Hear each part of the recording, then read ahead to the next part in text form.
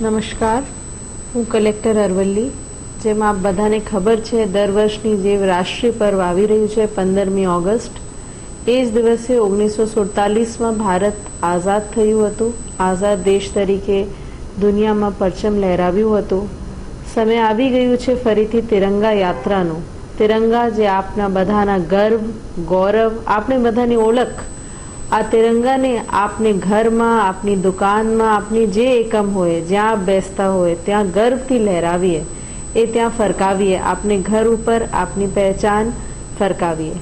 સાથે સાથે હું અપીલ કરું છું કે 13મી ઓગસ્ટ કાલે સાંજે 4 વાગે ઉધારી તલાવ મોડાસાથી તિરંગા યાત્રા નીકળવાની છે।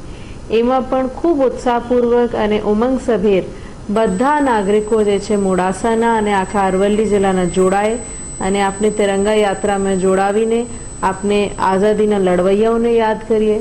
કહેવામાં આવ્યું છે કે શહીદોની चिता पर हर वर्ष लगेंगे मेले, वतन पर मरने वालों का बाकी यही निशा होगा। तो આ દિવસ છે કે આપણે શહીદોને યાદ કરીએ। તો આવો બધા મળીને જેમ પહેલે ના થઈ હોય એવી તિરંગા યાત્રામાં આપણે બધા સહભાગી થઈએ। જય હિન્દ, જય ભારત।